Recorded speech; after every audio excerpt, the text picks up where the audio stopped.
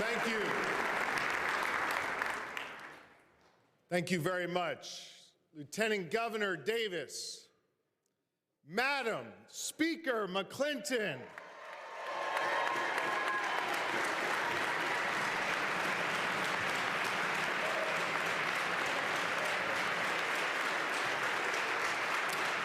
hang on, stay on your feet, Madam President Pro Tem Ward,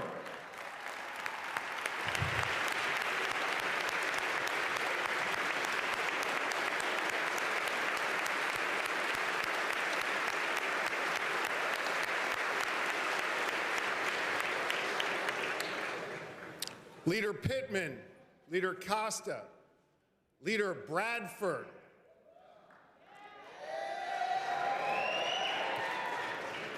and Leader Cutler, Acting Attorney General Henry, Auditor General DeFore, and Treasurer Garrity. Members of this General Assembly, thank you for welcoming me, our First Lady, Lori Shapiro,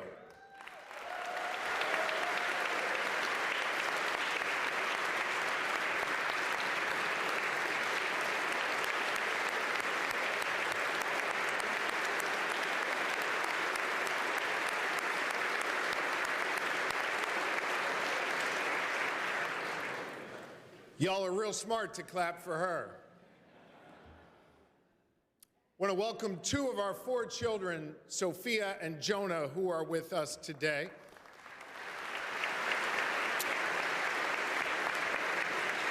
Along with our second lady, Blair Holmes Davis, who joins us.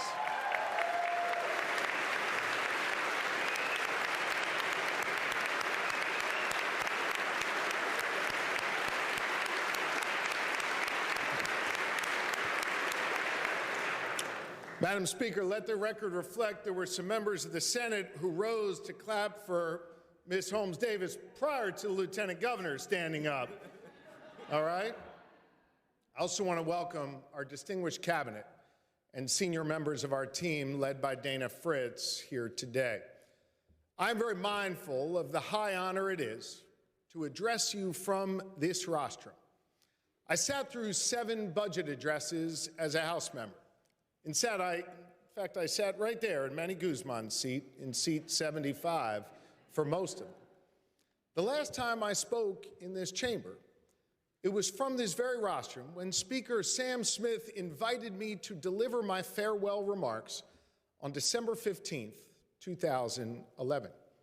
In that speech, I talked about our shared responsibility, not just in this building, but all across this Commonwealth, to confront our greatest challenges and move Pennsylvania forward. I said that day, and I believe it in my core 12 years later, that the tasks we face are too great for any one man or any one woman to address, too great for any one legislator or one governor, too significant for any one political party or another. And it was Speaker Smith who taught me one of the most valuable lessons I learned as a member of this House. In this building, the Speaker said, the 3 most important numbers are 102, 26, and 1. It takes 102 House members, 26 senators, and 1 governor to accomplish anything. And as those numbers make clear, it requires a collective effort. And while we should hold firm to our individual values, that should not preclude us from opening up our minds and our hearts to one another to find common ground so we can deliver results that the good people of Pennsylvania deserve. People like Elizabeth Strong, who owns a hair salon on Liberty Street in Allentown. She traveled to Harrisburg last month to join me as I signed an executive order improving our licensing, permitting, and certification processes so it would no longer prevent someone like her from getting that small business off the ground. Because people like Elizabeth work hard, she deserves certainty and a state government that works as hard as she does. People like Jess Porter, a 3rd grade teacher. Stand up, Jess. People like Jess Porter, a 3rd grade teacher from Pittsburgh. Jess works hard every day to give her students the skills and the knowledge that they need to succeed, to give them a shot and open up the doors of opportunity regardless of their zip code. Jess just wants the Commonwealth to give a damn about her students and ensure that they have access to quality education and a safe, healthy learning environment. Jess is with us today as a reminder of the work we need to do to create opportunity for all of God's children. Their stories and the stories of more than 13 million Pennsylvanians, that should define the work that we do here in this Capitol. This, of course, is the People's Chamber.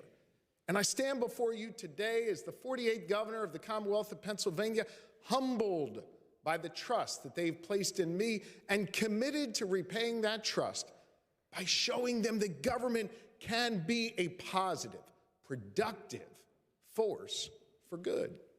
I believe that in my core, as I did 12 years ago when I said farewell to my colleagues here in this House. I left that chamber feeling optimistic about our future, and I returned today feeling more optimistic than ever before. And I'm optimistic because the people of Pennsylvania, well, they've inspired me. And I have faith in all of us that we can do this work together. 7 weeks ago, when I took the oath of office, I spoke about the mandate that people had given us. They want us to reject extremism and division, and they want us to get real things done again. We have the opportunity to pass a common sense budget that speaks to their needs, that addresses their problems, that creates real opportunity and advances the cause of real freedom for them, the people of Pennsylvania. And I believe we can do that work together. Listen, this budget proposal is a reflection of our reality. Let me explain what I mean by that. A moment ago, I introduced the three people seated behind me here. Three history makers. Pennsylvania's first black lieutenant governor, Austin Davis.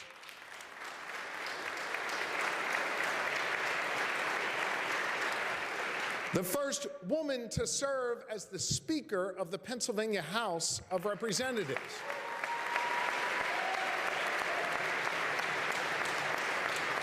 And the first woman to serve as the President pro tem of our state Senate. Now today in this chamber, we are witnessing history for the Commonwealth of Pennsylvania, and it's important to note that we all share in that progress. But it's also really important to note that among these two distinguished women leaders, one is a Democrat and one is a Republican. And nothing gets done unless a majority in her chamber and a majority in her chamber agree. You see, Pennsylvania is one of only two states with a divided legislature. And lucky for us, we're the only one with a full-time divided legislature. Together, we represent many Pennsylvanians who also divided their vote.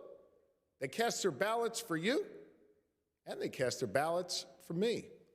Through their votes, they asked us to implicitly come to the table, put aside the gimmicks and the partisan litmus tests, and deliver common sense solutions to the very real problems that we are facing every day.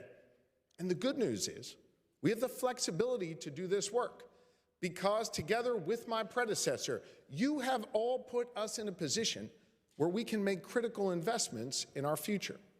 Taken together, the general fund surplus and the savings in the rainy day fund are the largest in the Commonwealth's history. And we've built our budget around a conservative revenue estimate. So conservative, in fact, hear me on this, that we are using projections that are $3 billion, with a B, $3 billion lower over the next 5 years than the Independent Fiscal Office, a notoriously cautious group of economic forecasters. We are prepared to weather a storm should it come. And we can also afford to make critical investments for the good people of Pennsylvania right now. Investments that build an economy that works for everyone, to create safe and healthy communities, to ensure that every child receives a quality education, and to protect real freedom. And so now, let me show you what that means. Let's start by lowering costs for Pennsylvanians.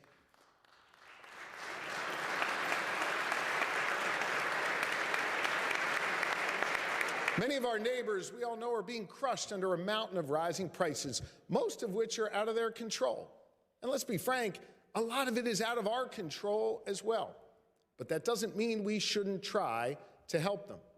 There are some common sense solutions that we can implement to take some of that burden off of our fellow Pennsylvanians' shoulders. First, let's eliminate the state cell phone tax.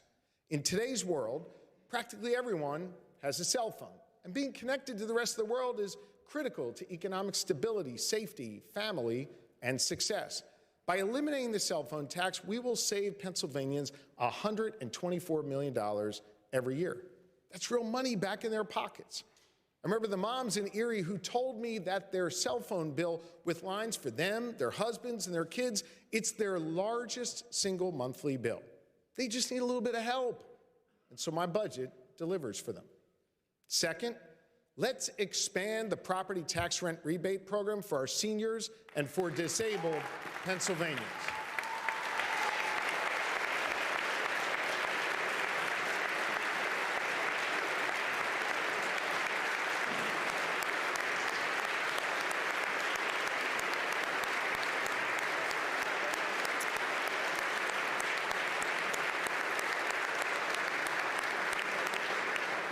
I see some things didn't change. Some people didn't know if they were supposed to stand up there or not. It's all right. Give me a chance. We'll keep working through this. You see, it gives a rebate to low-income renters and homeowners every single year, putting money back in their pockets so they can stay in their homes. Homes where seniors like Gayleen Makuska raised their families, lived their lives, and made memories over so many years. Thanks for being with us, Gayleen. Let me tell you about Gayleen. She's a mother, she's a grandmother, and she's a great-grandmother. She made the choice to start college at 43 after leaving an abusive marriage. She then went on to earn 3 different degrees. She's an active volunteer who loves to give back to her community in Scranton, and she's living with stage 4 breast cancer. Gayleen's life has been full of family, full of learning, and full of community. The property tax rent rebates have helped Gayleen stay in her home. But understand, it has been 17 years since Pennsylvania took a look at what seniors actually need to get by. 17 years since the formula that provides relief to people like Gayleen has actually been updated. I think it's time for the Commonwealth of Pennsylvania to catch up. And so my budget proposes a significant expansion in the property tax rent rebate. I want to raise the maximum rebate for seniors from $650 to $1,000.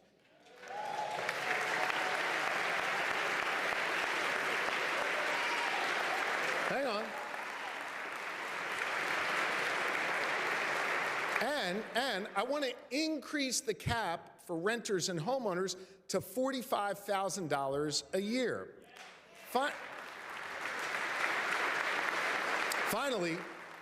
Finally, and this is important, I want to tie that cap to increases in the cost of living so that this Commonwealth never has to tell another senior, hey, sorry, you're out of luck because your Social Security payment went up, but we didn't act. Under my plan, nearly 175,000 more Pennsylvanians will qualify. And the 400,000 people who already qualified, people like Gayleen, will see their rebates nearly double. So in a nutshell, this would nearly double the number of seniors who qualify for relief, as well as the amount they receive to help them stay in their homes. I've heard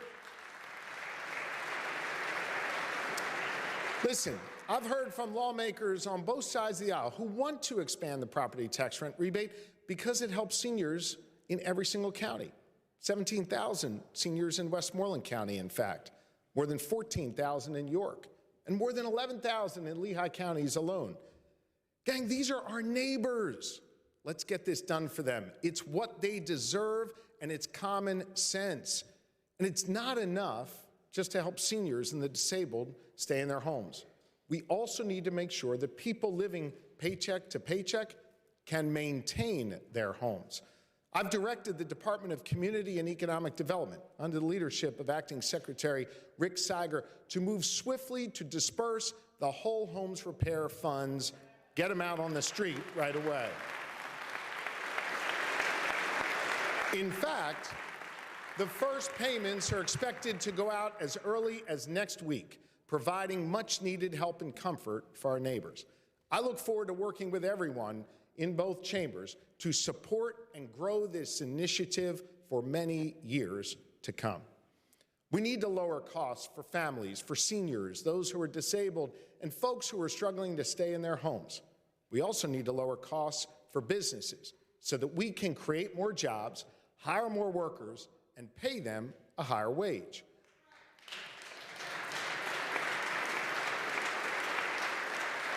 We need to continue the work that this body began last year, finally lowering the corporate net income tax.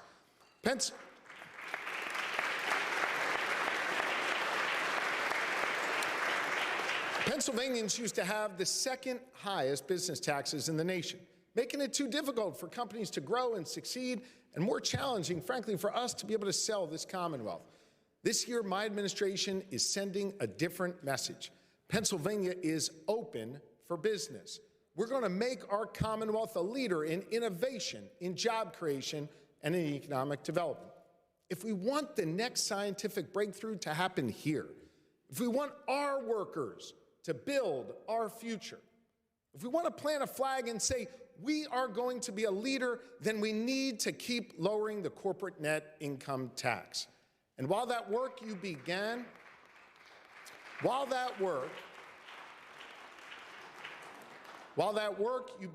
is critically important, it's my view that we need to speed up those cuts. So I ask all of you, let's work together to do just that.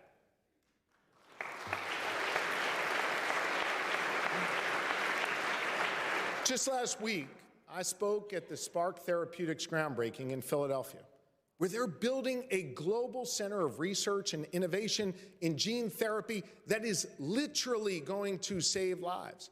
A company born out of one of our great healthcare institutions and with the help of an early investment from the Commonwealth of Pennsylvania. Very next day, I visited Astrobotics headquarters in Pittsburgh and saw the lunar lander that will become the first commercial spacecraft to land on the moon. Think about that. In just 2 months, a spacecraft built in Pittsburgh by the hands of homegrown entrepreneurs will travel more than 225,000 miles to land on the surface of the moon. Again, a company that this Commonwealth believed in and invested in, built by the brains that studied here at one of our premier higher ed institutions. All of us should take pride in that. Two sides of our Commonwealth, two very, very different companies, but one story of Pennsylvania's ingenuity and innovation. We can tell that same story about so many industries and so many entrepreneurs and so many inventors. Thanks to our world-class universities and research institutions, our bountiful natural resources, our skilled workforce, Pennsylvania is poised to be a leader for decades to come. We can secure that future, but to do it, we need to invest more in economic opportunity, cut through the red tape, and move at the speed of business. In my first week as governor, by executive order, I created the Office of Transformation and Opportunity, a one-stop shop for businesses to help connect the dots and give them the support they need to grow and thrive. Already, our Chief Transformation Officer has met with dozens of business leaders, identifying bottlenecks that companies face when they want to work with the Commonwealth, and coming up with a plan to streamline these processes. And that's just the beginning. In week 3, I signed another executive order to transform how state government approaches licensure, certification, and permitting. We all know that our licensing and permitting process takes too damn long. Those delays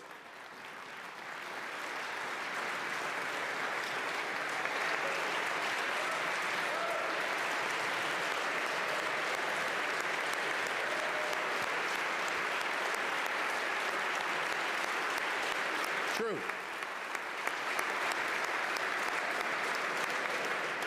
Those delays make it harder for a barber to relocate his business, harder to finish a major infrastructure project, harder for nurses to start critical jobs in our hospitals. Delays like that exacerbate the challenges that we face, like a lack of access to health care in our rural communities. We've been held back by bureaucratic delays and inefficiencies, but I say no longer. That's why I've directed Commonwealth agencies to compile a comprehensive catalog of all the licenses, certifications, and permits that they issue by May 1st. My office will then put a firm timeline in place for each application, and agencies will be expected to meet those timelines. And hear me on this, we are going to put our money where our mouth is. If we fail to deliver on time, we're going to give Pennsylvanians their application fees back.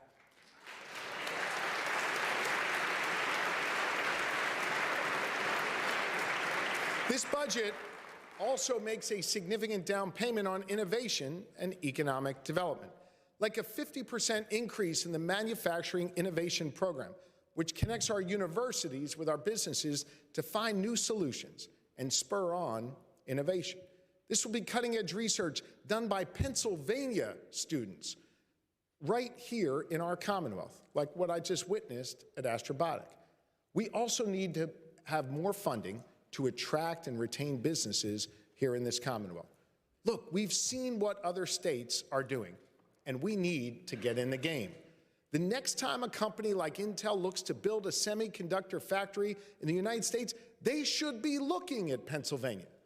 And listen, whether folks in this room like me or not, the one thing I hope you can all agree on is I am competitive as hell, and I'm sick and tired of losing to other states. It's time to compete again here in Pennsylvania.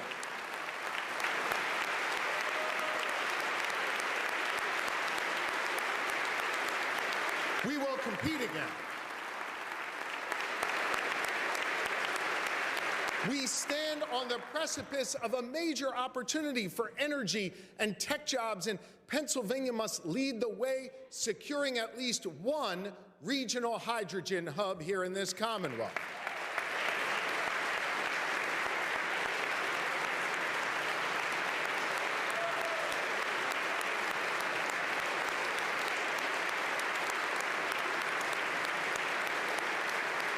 I want you to know that the Shapiro-Davis administration supports Pennsylvania's applicants, and we want the future of hydrogen to come right through our Commonwealth.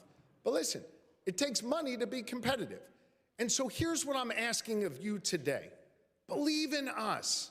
Believe in our workers. Believe in our businesses. Believe in our students, and make these investments so we can bring more innovative business to Pennsylvania and create thousands of good-paying jobs in the process. Believe in us. You know, when I walked the streets of McKeesport with Austin Davis, he told me about his hometown.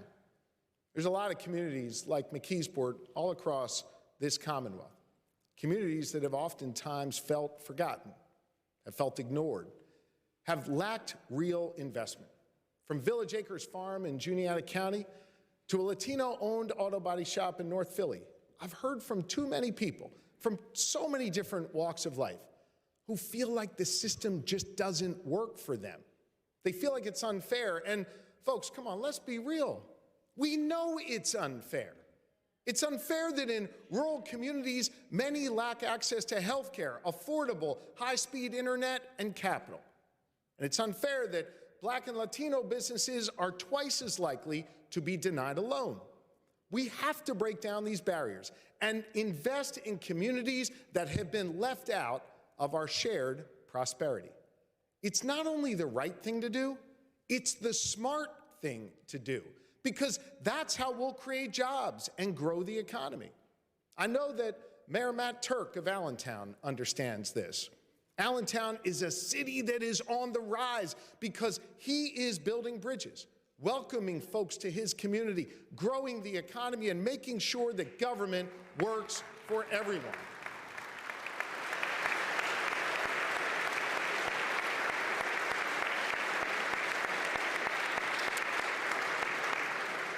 Latino families are moving to Allentown and helping create vibrancy and excitement in the Lehigh Valley.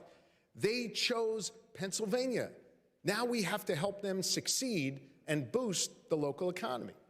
That's the kind of work we need to do now at the state level. And so for the first time ever, the Commonwealth is going to put sustainable state funding into what's known as the Historically Disadvantaged Business Program. We'll provide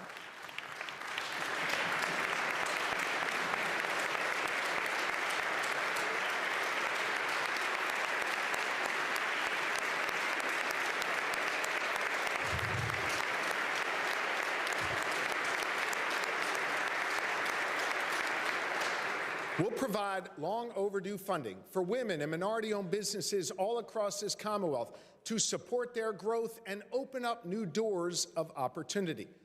I've visited with Latino business owners in Reading who are trying to meet their community's needs, but they just need access to a little more capital.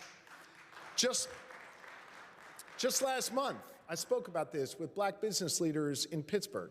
I want every Pennsylvanian to know that our Commonwealth values what you bring to the table, and we will take an active role in breaking down those barriers to progress and partnering with you.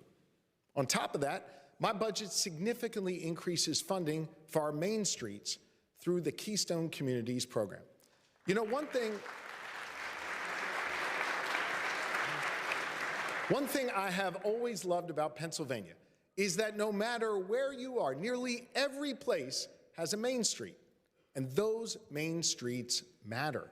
But unfortunately, too many of our main streets, like so many of those I've walked with, so many of you, they lack the kind of investment that they need to help them thrive again. We've seen communities like Newcastle get hollowed out, but we've also seen what communities like Phoenixville can do when the Commonwealth shares and invests in their vision. We need to make those investments not only for our towns and our main streets, but for our farms too. Pennsylvania's agriculture sector is critical to our economy, contributing $132 billion a year, but it's facing serious threats. We haven't even yet hit the spring migration season yet, but poultry farmers are already dealing with high-path avian influenza, and my administration has taken action. Under the leadership of Acting Secretary Russell Redding, the Department of Agriculture is working to improve biosecurity efforts on our farms and make farmers who lose birds whole. Pennsylvania is one of the only states with a fund of $25 million here to help fill the gap in covering losses from this terrible disease. And I want to put another $25 million into that fund this year for our poultry farmers. Our farmers and ag workers do hard, important work in challenging and sometimes dangerous conditions. And so I'm asking you to work with me to support them and invest more in our agriculture sector. You know, we have 52,000 farms, many of them passed down from family to family for generations. They need more access to capital, and we need to open up more markets for them. Because when we do that, people have more opportunities to enjoy healthy, fresh foods from our farmers. There is a direct line between the work farmers do and the food that it sits on our kitchen table. And so when people buy Pennsylvania-grown organic fruits and vegetables, they should know they're getting the best of the best. So my budget includes funding for a new organic center of excellence to continue the Commonwealth's long tradition of agriculture leadership. This budget also strengthens the connection between our farmers and our small businesses so that more of us can eat farm-fresh, Pennsylvania-grown food. We need to support our farms and businesses that want to grow here.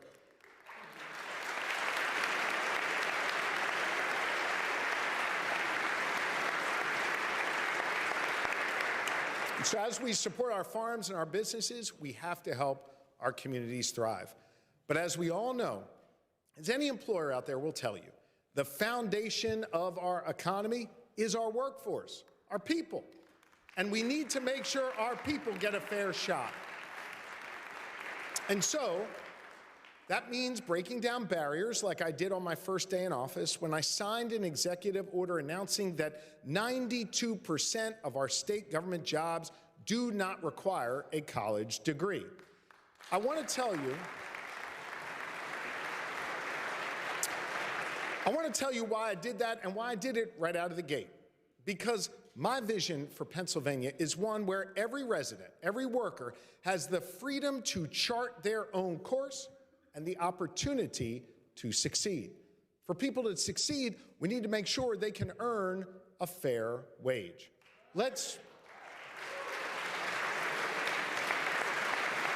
So let's treat workers with the respect they deserve and finally raise the minimum wage.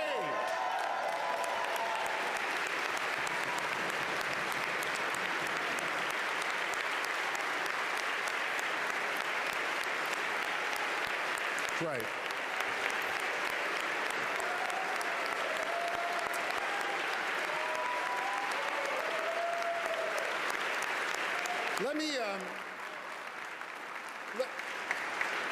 Let me state the obvious. $7.25 an hour is not a livable wage in the year 2023. It's not. Our minimum wage makes it harder for Pennsylvania to compete, and it hasn't been raised in 14 years. It's lower than that of 30 other states, including every one of our neighbors here in Pennsylvania. We are facing a workforce shortage and higher competition in the job market. Businesses get this. That's why so many of them aren't sitting back and waiting for us to act. They're raising wages aggressively from department stores to diners. So I am asking you, respectfully, to work with me to finally raise the minimum wage to $15 an hour here in Pennsylvania.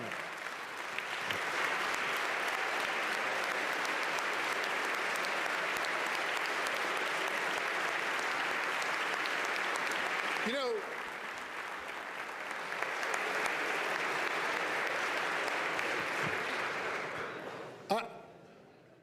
to me, I got to tell you, to me, this feels like one of those fights that has gripped our politics for so long that some people entrenched on the other side don't even know why they're opposing Pennsylvania workers anymore. Enough is enough. Let us raise the minimum wage here in Pennsylvania.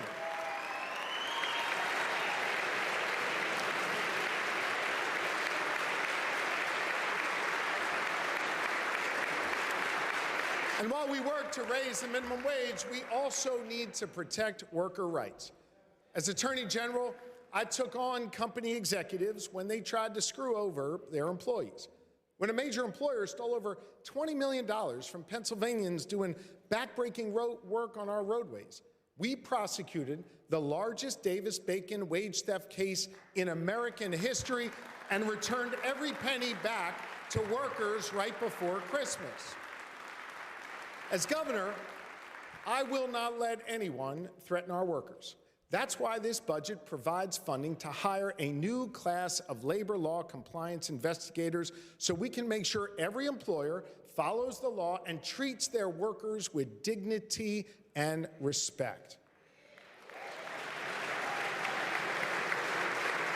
And I would say to those employers who choose to lobby against this funding, I got a simple question for you.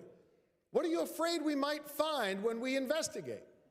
When it comes to dignity and respect, all workers should have the right to organize and bargain collectively. And so hear me on this. So long as I'm governor, Pennsylvania will never be a right-to-work state.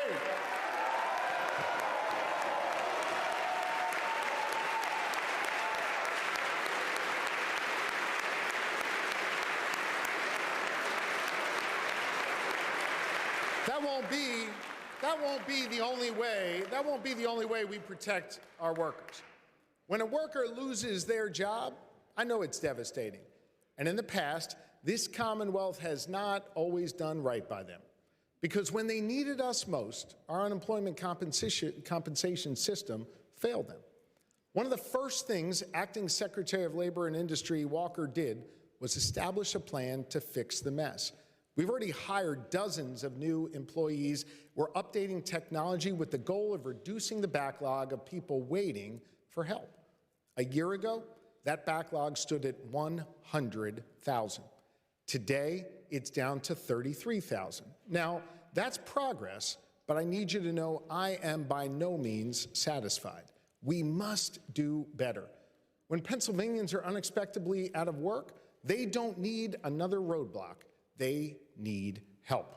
So join me in this. Let's invest in our system to provide Pennsylvanians with timely and accurate answers and support. We can't ignore the fact that it's hard today for moms and dads to get to work in the first place if they don't have affordable childcare. In any given year, over a third of Pennsylvania parents report that childcare problems impacted their job. And our state economy loses nearly $3.5 billion a year because of a lack of childcare options. Right now, what's really holding us back is that we don't have enough childcare professionals like Cynthia Thomas from York Day Early Learning, who joins us here today. Thank you, Cynthia.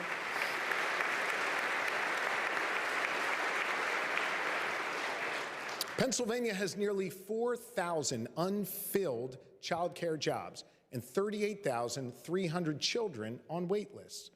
If those jobs were filled, we could make sure nearly every child on that wait list actually had a spot. We have kids ready to learn, parents ready to work.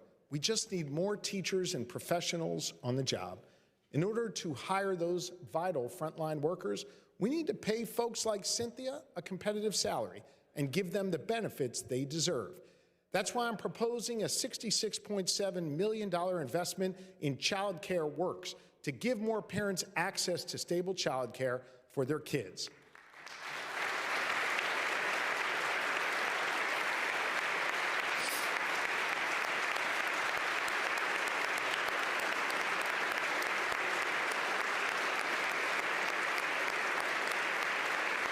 And I'll tell you what, while we're at it, this budget also invests more in Pennsylvania pre-K counts because we need to give our kids a ladder up and a real opportunity.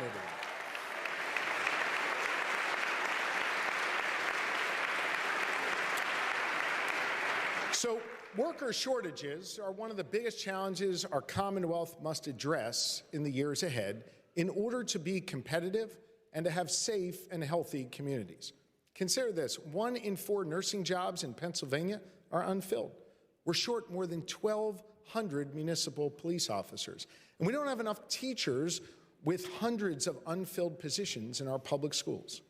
Nurses, cops, teachers. We all know how vital they are for our communities. We don't have enough. And if we don't act now, the trend lines show greater shortfalls. Let me say to all of you who believe that starving government is the answer, tell that to a kid who's crammed into an overstuffed classroom, the nurse who has to work a double shift, or the cop that is forced to walk the beat alone. That should be unacceptable to us. And this is a moment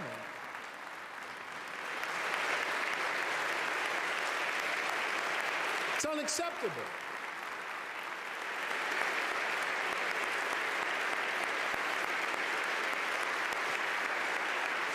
This is a moment for all of us when we have to believe in people and invest in those on the front lines who are teaching our kids and keeping our communities safe and healthy. We have to invest in cadets like Hannah McCurdy and Jermaine Graham. Please stand up.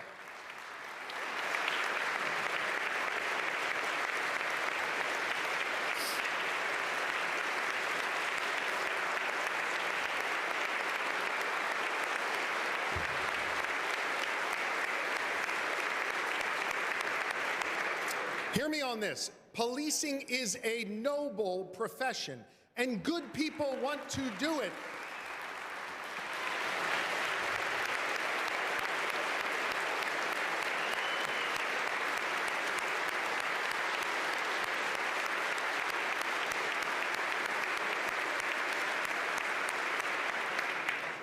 So let's just make it a little easier to become a trooper, a police officer, a nurse, or a teacher.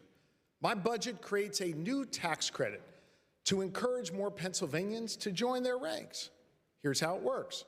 For anyone who earns a new license or certification in one of those 3 fields, or for anyone who has a license and decides to move to Pennsylvania for work, we're going to put up to $2,500 back in their pockets each year for the next 3 years. That's better schools, healthier families, safer communities, and that is what my administration is fighting for in this budget.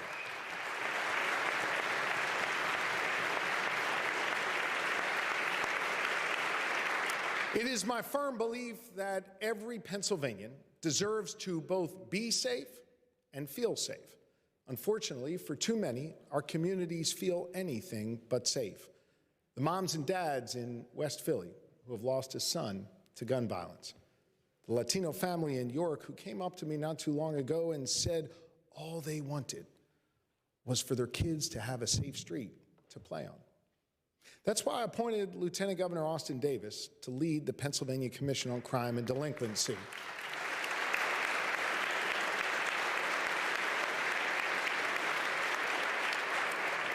Because this is the issue that called him to a life of public service. You see, when he was 16 years old, a person was shot on his block in McKeesport. He got to work bringing people together to make our communities safer. He knows the impact that violence can have on a community.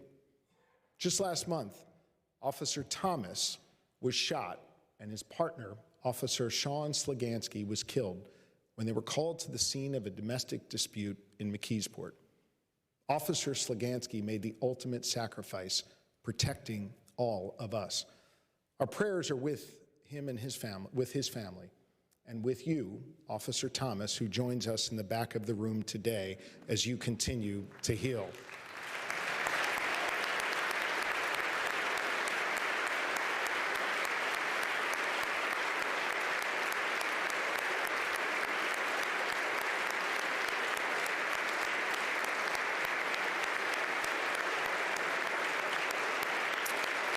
Officer, all of us in this room, thank you for your service. Thank you. Thank you. Thank you. The Shapiro-Davis administration is taking action to prevent violence and stop this cycle of anger and grief that is swallowing up so many of our communities. That's why we're investing more funding into PCCD and following the leadership of the Legislative Black Caucus, who have championed investments in violence prevention and community-based solutions. Thank you for your leadership.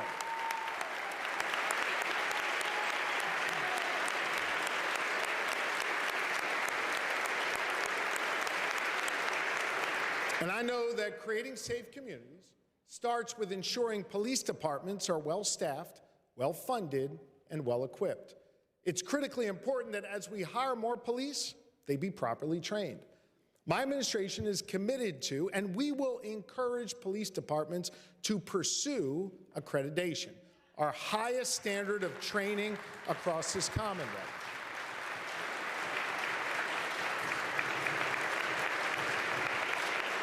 For many, especially in our rural communities, the Pennsylvania State Police serve as local law enforcement. They patrol thousands of miles of the Commonwealth's roadways in hundreds of townships and boroughs. That's the work that Cadet McCurdy and Cadet Graham just signed up to do. We need more people like them in service. And so my budget proposes enough funding for 4 new cadet classes in the Pennsylvania State Police next year, under the leadership of Acting Commissioner Paris.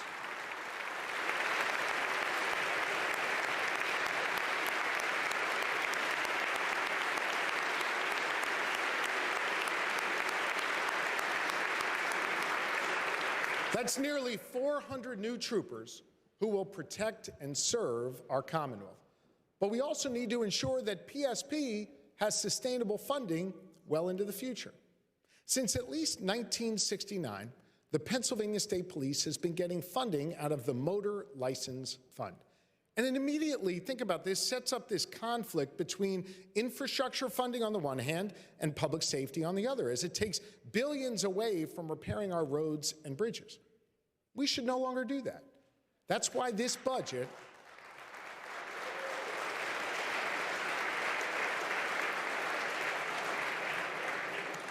That's why this budget creates, for the first time, the Public Safety and Protection Fund, the PSP fund. You get it?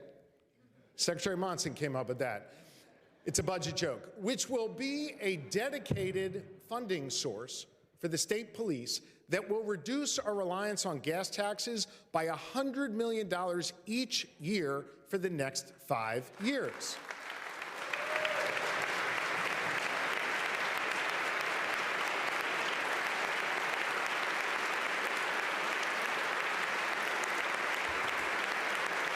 Think about it. Think about it for a second. This is a win-win. It's common sense. The men and women of law enforcement get certainty that their funding will be protected for the long term, and the Commonwealth gets to invest more money in our infrastructure. Too many of our roads and bridges are just crumbling, and too many of our public transit systems are understaffed. We must repair our roads and bridges and make sure that we keep up and ensure that public transit continues to be an affordable, reliable option for millions of people across this Commonwealth.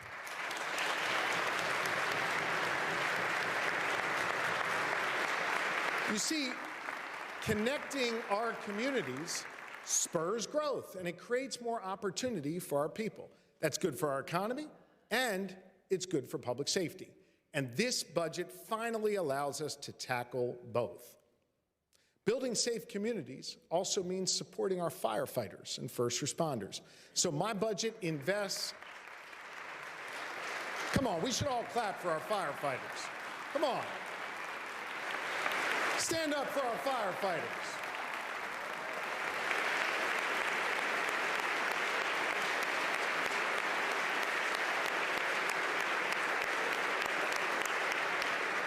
So my first budget invests $36 million in new money for equipment, training, and salaries to support and grow their ranks. They deserve it, and we should deliver for them.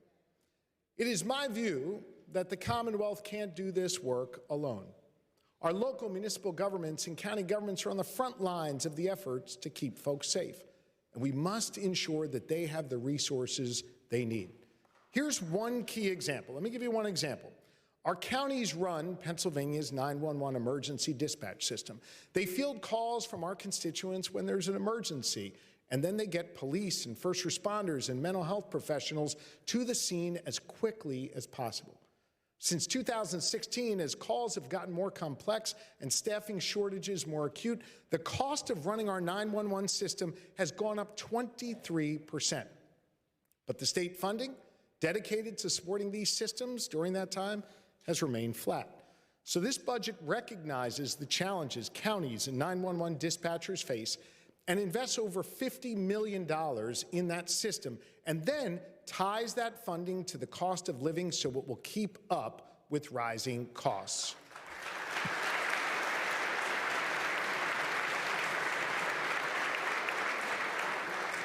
I hope it's not lost on anybody in this room that every one of you represents a county, and every one of those counties relies on a 911 system.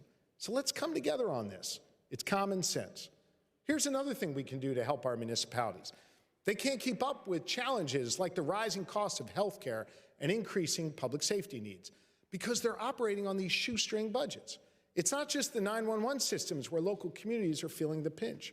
In the past, when a local government struggled, municipalities then were forced to shutter their police departments and made cuts that undermined the safety and welfare of our communities. And we routinely saw that nearby towns faced similar challenges. So listen, rather than having the state come in and take over local operations, how about we actually help these small communities band together and share resources and share know-how, combine services and help more people, alleviate the burden on the Pennsylvania State Police and other resources. This budget will invest in the Municipal Assistance Program to help our local communities support themselves.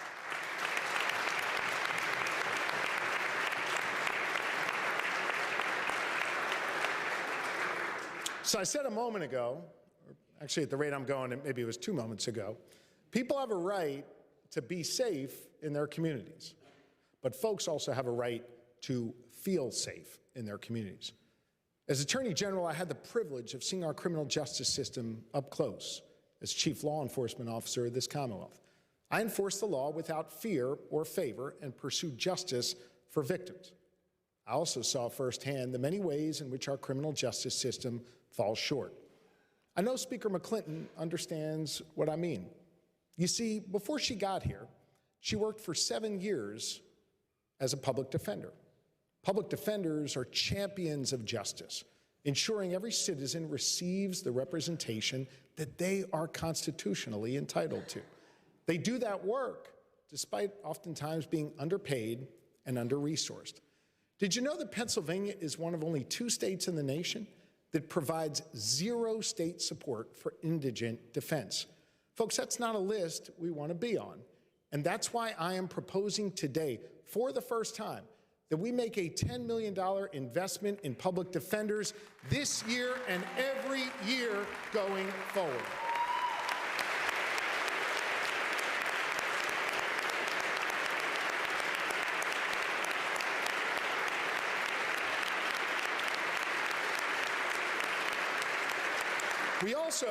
We also need to invest in other parts of the criminal justice system that have just been neglected for too long. The probation and parole systems were originally designed to help people get back up on their feet and then stay out of prison. But that's not what's happening in reality. Pennsylvania has a 64% recidivism rate. That means that 64% of the people who walk out of our jails and prisons will go back, many of them for nonviolent technical parole violations. The first step in improving this system is investing in probation and parole services to reduce caseloads, improve training, and enhance services. The more time a PO can spend with an individual, the more help they can provide as they look for a job, find an apartment, and settle in to a successful life. However, while those investments will help, it is long past time to reform our system as a whole and put responsible limits on probation terms.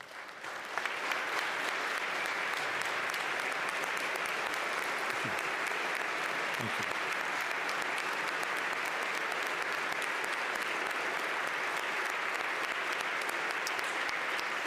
you. Y'all have passed that bill before, and I hope you do it again, and soon. Put it on my desk, and I will sign it. Finally, as a former member of the Board of Pardons, I know that too many people wait too many years to have their cases heard. So this budget includes new funding to clear out that backlog so second chances can come a little bit sooner.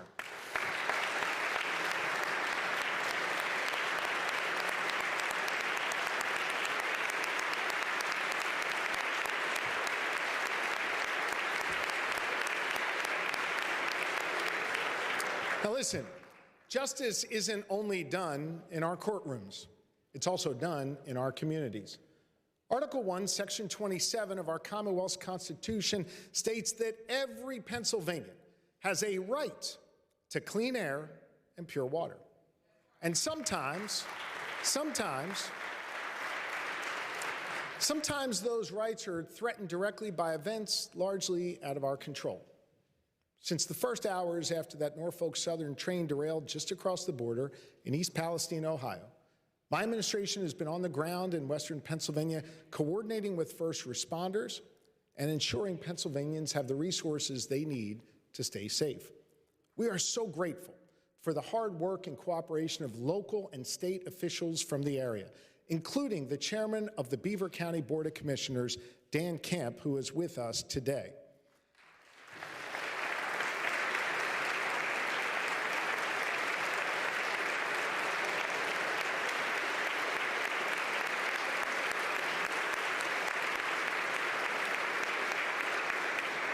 Dan's leadership, together with Senators Bartolotta and Vogel and Representatives Kale, Marshall, and Matzey, have been critically important. As we speak, the Department of Environmental Protection is conducting independent water sampling. The Department of Health has seen more than 300 people at the Health Resource Center in Darlington Township, answering questions and offering free access to treatment should residents need it. Nothing can make up for the damage that's already been done, but what the people of Pennsylvania deserve right now is accountability.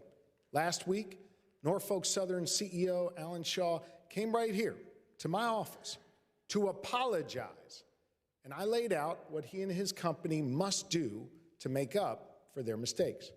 He heard me loud and clear. They need to pay for this, and they are. I demanded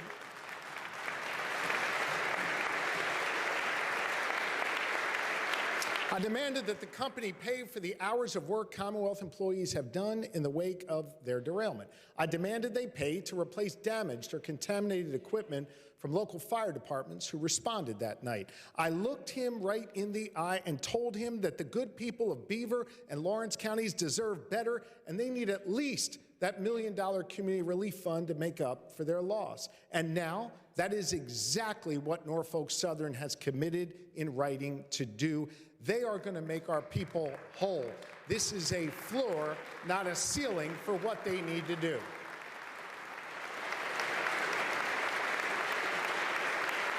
And listen, folks, these are real people.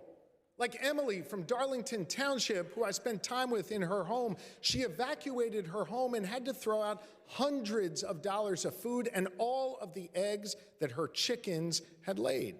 Like the small business owners who had to miss a day of work or lost customers due to the derailment. All of that will now come out of Norfolk Southern's pocket.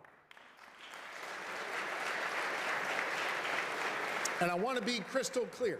This is a floor, not a ceiling, for what Norfolk Southern will owe the good people of Western Pennsylvania. My administration will continue to do everything in our power to protect Pennsylvanians. We will be there as long as it takes, working together with our partners. But it's not enough just to respond to this crisis. We also need to protect our communities and safeguard our natural resources before disaster strikes. That's why my administration is tackling a significant source of greenhouse gas emissions right here in Pennsylvania and creating thousands of good-paying union jobs in the process. I've directed the Department of Environmental Protection under the leadership of Acting Secretary Nagrin to draw down as much federal funding, together with state funding, to cap and plug orphaned and abandoned wells that dot rural Pennsylvania.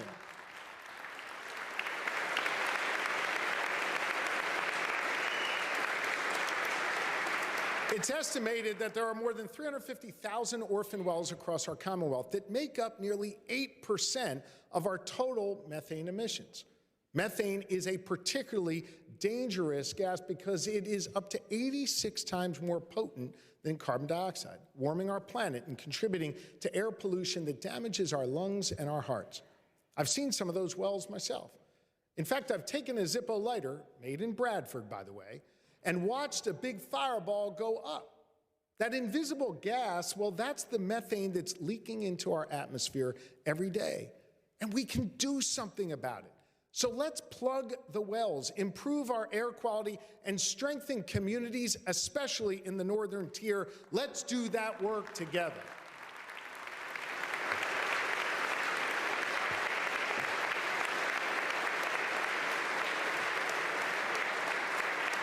This budget also improves air quality testing, increases dam inspections, safeguards water quality, and more. It invests in DEP's ability to not only protect our environment, but to process applications and get back to businesses sooner and with more certainty. I believe we need to reject this false choice between protecting jobs and protecting our planet. I believe we can do both. We can embrace the Commonwealth's role as an energy leader and create good-paying jobs in the process and fulfill our constitutional obligation to clean air and pure water. Let us do that work together.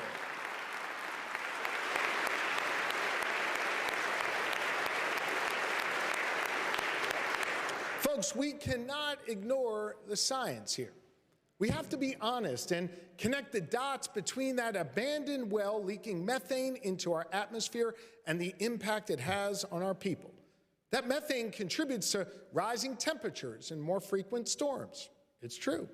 And that warm, wet weather creates more mold that infects our crops right here in Pennsylvania. spoiling our corn and potatoes and our farmers' hard work.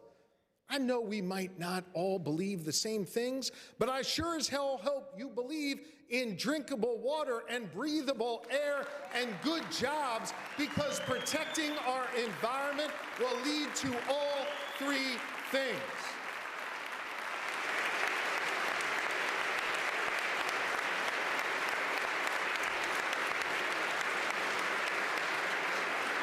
As we invest in public health and safety and wellness, we should also be supporting our state parks, the places Pennsylvanians go from Presque Isle to Pine Grove to have time with their families, relax, and enjoy our very beautiful Commonwealth. One of my favorite things to do with the First Lady and our kids is hiking on a trail on a weekend morning. We love spending time outside together, enjoying the fresh air, finding a spot along the trail to skip rocks across the lake or the stream. I'm sure some of you can agree. How taking a hike can actually help you relax. How it can lower your blood pressure and give you a real appreciation for this Commonwealth that we call home. We have to finish the job that you all started last year when you created 3 new state parks under the fine leadership of Acting Secretary Dunn. Let's invest in those in our entire park system and give the people what they want: more opportunities to enjoy the outdoors and spend time with their friends and with their families. We should do that together. Investing in our state parks is just the start of what we need to do when it comes to public health and wellness. You know, nearly 2 million people in Pennsylvania worry about getting enough to eat every day. 500,000 of them are children. That means 1 in 7 of our children in this Commonwealth don't have enough to eat. They wake up and go to bed hungry, some of them do, desperate for when they'll get their next meal. This isn't just reserved for one part of the Commonwealth or another. Did you know that roughly the same percentage of people go hungry in Fayette, Forest, and Philadelphia counties? For many of our neighbors, federal emergency benefits from SNAP provided stability over the last few years. But last week, those emergency benefits ended, leaving families once again wondering where the next meal would come from. And let me be very, very clear about something. We didn't create this problem. None of us did in this room. But the Department of Human Services, under the leadership of Acting Secretary Arkush, is taking action. And I hope you'll join us in this. I'm proposing a new state investment in SNAP to raise the minimum monthly benefit by 50% so people who are struggling can feed themselves and their families.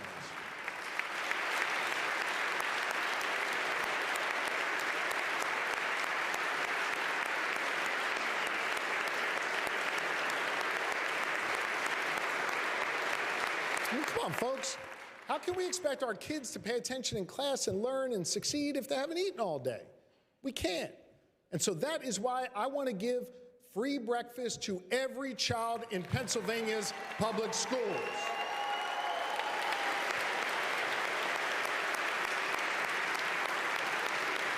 Thank you.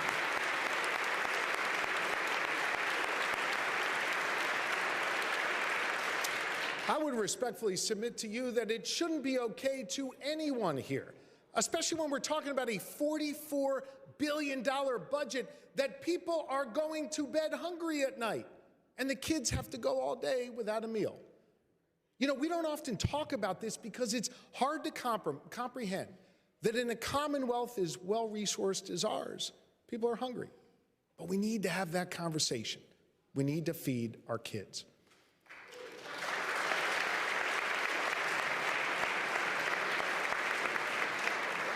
Another issue that lives in the shadows, and something we shouldn't accept, is that here in this Commonwealth and throughout the country, rates of maternal mortality are rising. For Black mothers, that risk is even greater, regardless of their income or their zip code. Even for the wealthiest Black mothers, their babies are twice as likely to die within the first year. And Black women are 3 times more likely to die from a pregnancy-related cause than white women. We can't accept that. The first step is understanding why that is happening. So for the first time ever, we are going to put real resources into studying exactly that. so we can make concrete investments to address this disparity.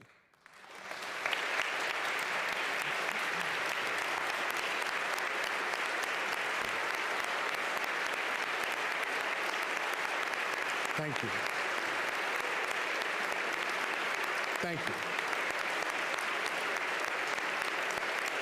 You know, from children to seniors, we need to support Pennsylvanians throughout their whole lives. Our Commonwealth is home to more than 3 million seniors. People like Gayleen, who I introduced earlier, who have worked hard and continue to serve in their communities. They've earned the right to live out their golden years with dignity. For so many seniors, Pennsylvania's AAAs provide critical support, helping seniors access health care, transportation, and the public benefits that they've earned. But as our AAAs are stretched thin, unable to serve a growing population of seniors, we need to act. This is so critically important that I put a former AAA leader, Acting Secretary Kovulich, in charge of the Department of Aging. This budget makes a significant investment in AAAs all across the Commonwealth so we can ensure seniors get the services they deserve and that what they need to be able to stay in their homes.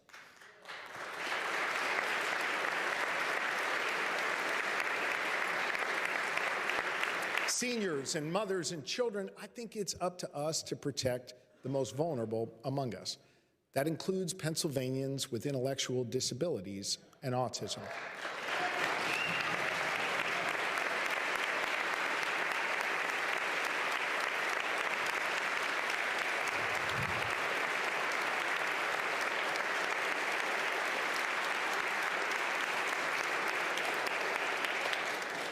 I've talked to so many parents. I know you've talked to so many parents who are desperate to get their kids the care that they need. You know, you can see it in their eyes, the sheer exhaustion of working a full-time job and having to care for their loved ones. They come home after a long day of work, and then they spend hours ensuring their kids get the attention and the care that they need. Those parents can't really sleep well. They can't rest. But you know, they do it out of this unconditional love. So many parents need help, and they're doing everything right.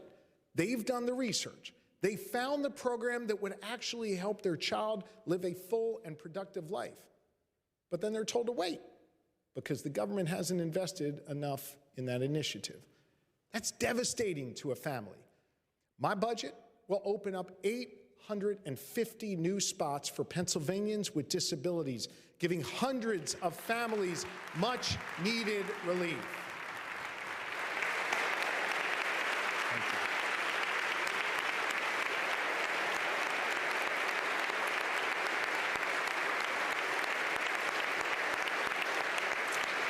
That's hundreds of families that will be able to go to bed without that stress and worry that so oftentimes defines their lives. We need to help our children, and folks, we need to listen to our children. Let me explain what I mean by that. I've been inspired everywhere I go by the way young people today speak so openly about mental health issues, about their struggles, about the need for more treatment.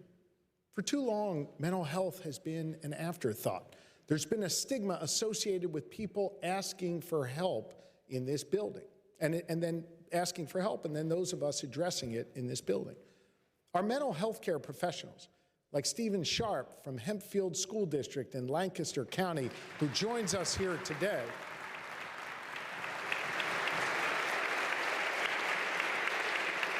they know that our mental health is just as important as our physical health.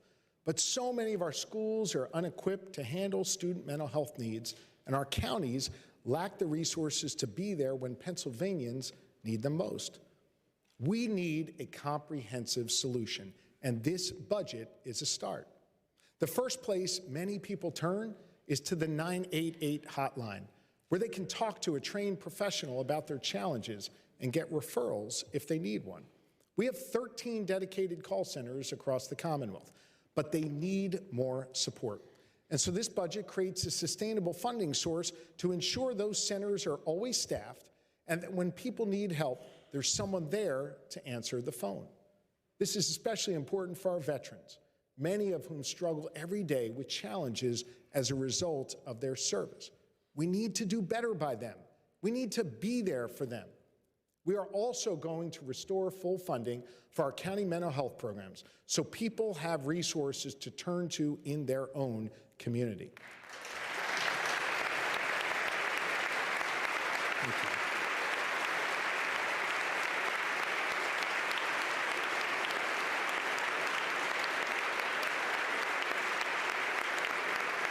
And while we have mental health parity laws in this country, we all know that they aren't effectively enforced.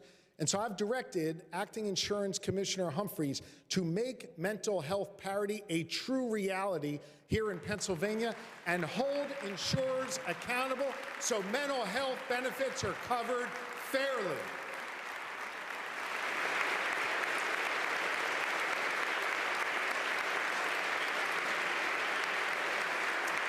The need for mental health care is especially acute for our school children. As Attorney General, with the generous support of this legislature, I started Safe to Say, an anonymous tip reporting system for students to be able to report violence and threats of violence. Since we launched the program 5 years ago, we've received over 100,000 tips. But you know what? Most of the tips weren't about violence. 75% of those tips were from kids reaching out with mental health issues for themselves and their friends. I've been to their schools. I've asked the students what they need, and they are all very clear. Students want someone who can help them. They want people to talk to, someone like Mr. Sharp down the hall who they can turn to. And so my budget makes an historic investment in mental health for our students by investing $500 million in mental health over the next 5 years so schools can fund mental health counselors and services on site at every school.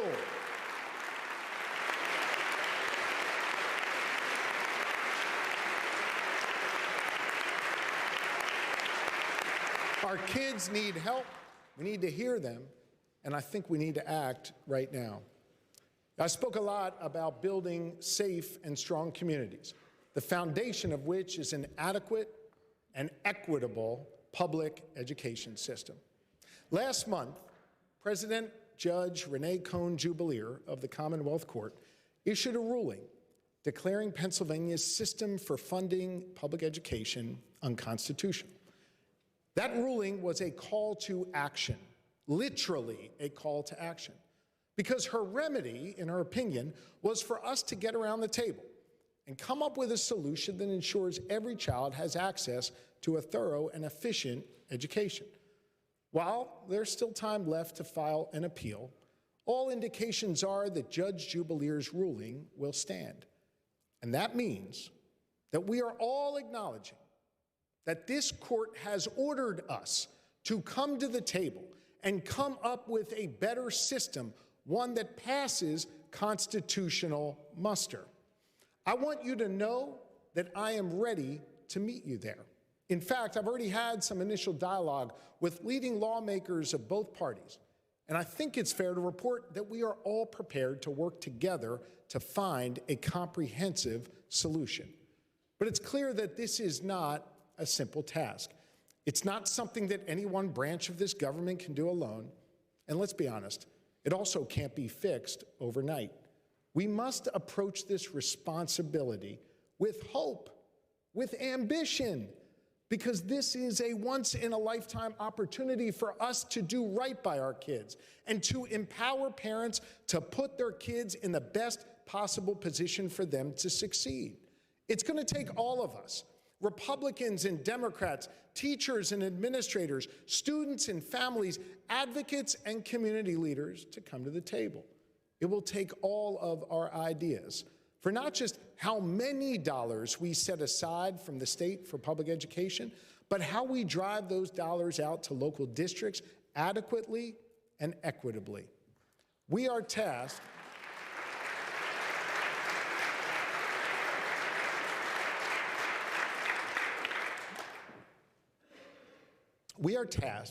with passing 2 budgets over the next 16 months. And we must look at each as a necessary piece of a comprehensive solution that makes progress for our children over the long term. This budget is the first step, and today we are making a significant down payment. All in, this budget increases public education funding by $1 billion this year, with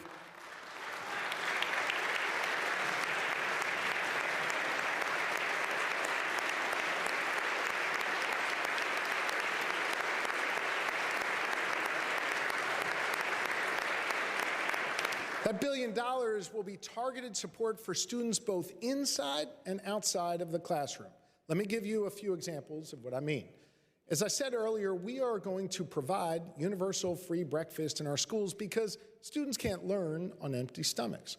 We're going to invest $500 million over the next 5 years for environmental repairs and upgrades to our schools.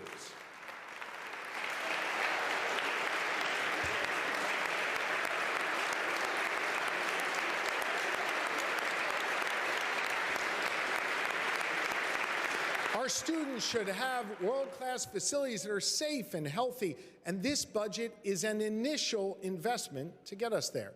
And of course, none of this will work if we don't have enough well-qualified, well-paid teachers in our classrooms. So we are going to give our new teachers a tax break and more resources in their classrooms so they can help our students succeed. Our schools should prepare students for a future and give them the freedom to chart their own course. If they want to go to college, we should make it more affordable. If they want to go straight into the workforce, we should make sure they have the skills and opportunities to be successful and provide for their families. 22 years ago, Pennsylvania invested over $200 million a year in VOTEC, in vocational technical education. Some people call it CTE now. Last year, we spent less than half of that on our young people. As a result, fewer students have the opportunity to pursue a job in the trades. Fewer know that that path even exists.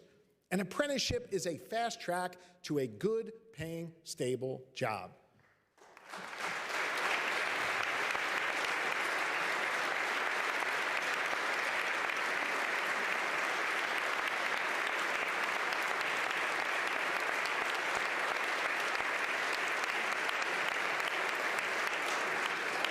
With us today is Freddie Notue, a first-year union apprentice from the Iron Workers Local 3 in Pittsburgh.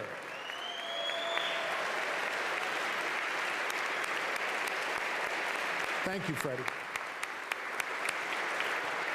Freddie's got a great story. He immigrated to Pennsylvania from Cameroon.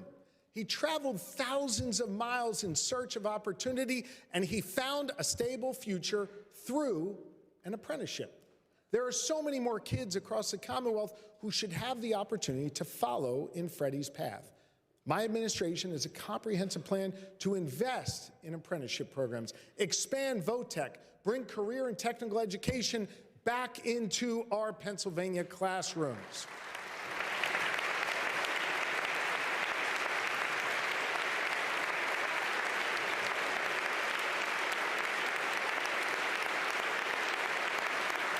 Look at this. I should quick run the bill right now. You're all up. We can connect the dots between our schools, our trade unions, our companies, and the public sector. We can create a pipeline from the classroom to the workforce and give Pennsylvanians the tools that they need to succeed, where they can chart their own course, where they can achieve real freedom. Our commitment to our students and our workers like Freddie is uncompromising. So this budget invests in them and in their success. And for those who choose to pursue college, I think it's on us to rethink our system of higher education, because what we are doing right now is not working.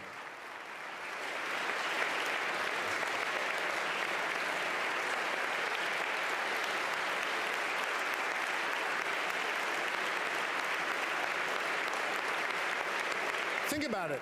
Colleges are competing with one another for a limited dollar. They're duplicating degree programs. They're driving up the cost, and they're actually reducing access, particularly for so many in our minority communities. As enrollment declines and questions about the value of a college degree persist, it's on all of us to once and for all have an honest dialogue about higher education in Pennsylvania. And so I've tasked Acting Secretary Momin to immediately convene our college and university presidents to pick up on the conversation that I've already started with them. They've agreed to engage in a constructive, time-limited working group so that when I stand before you next year, I can present a comprehensive and meaningful reform plan for higher education. I hope you'll join me in that important work.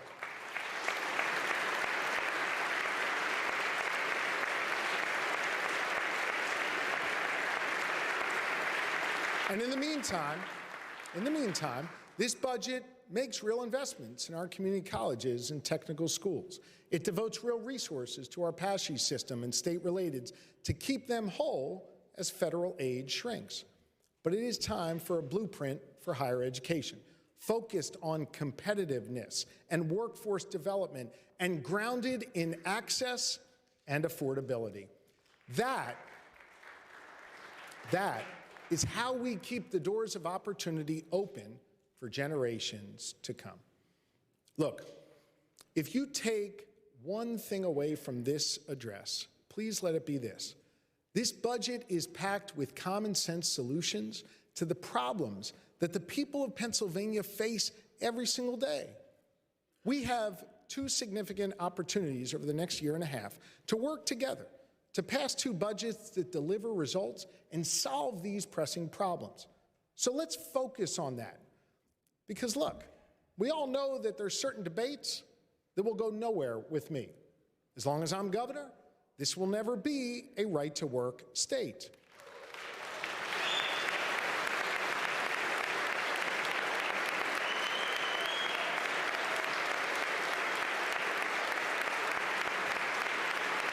As long as I'm governor, LGBTQ Pennsylvanians will have the right to marry who they love and be who they are.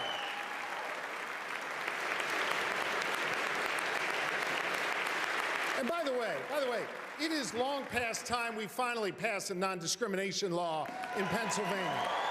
Come on.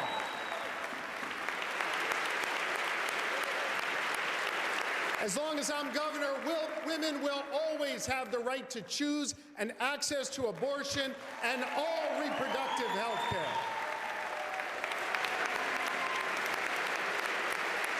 As long as I'm governor, the right to vote will never be infringed upon.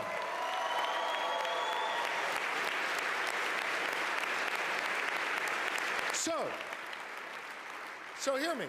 Hear me on this. Those are non-starters for me. So instead of arguing about that, let's instead focus on this budget. Let's focus on the challenges that it seeks to address. I've put forth a vision of what I think Pennsylvania can be.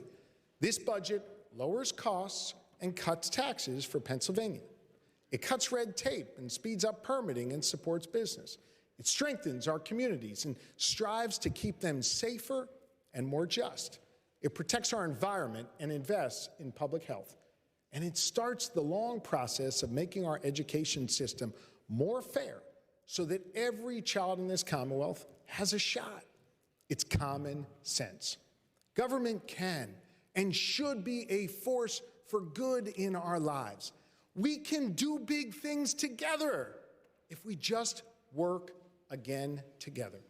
You know, I know there's a time-honored tradition in this body that as soon as the governor finishes his budget address, some of the 203 House members and the 50 senators race out that door to find the nearest TV camera and bash the governor. Maybe some even celebrate what he said. And I have no doubt that some of you plan to do just that. But I think the people of Pennsylvania, I think they actually expect more from us, more than just the traditional politics. As I said,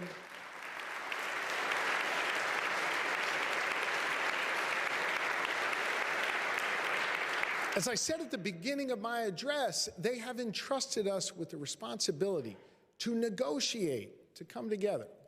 So instead of playing politics as usual, let's show the good people of Pennsylvania that we are up to this task. Let's not just run out of here. Let's instead get around the table and work on common sense solutions to their problems. The people of Pennsylvania deserve it, and I look forward to doing that work with all of you. May God bless you. May God bless our fellow Pennsylvanians, and may God watch over the women and men of the Pennsylvania National Guard. Thank you all very, very much. Thank you. Thank you very much. Thank you.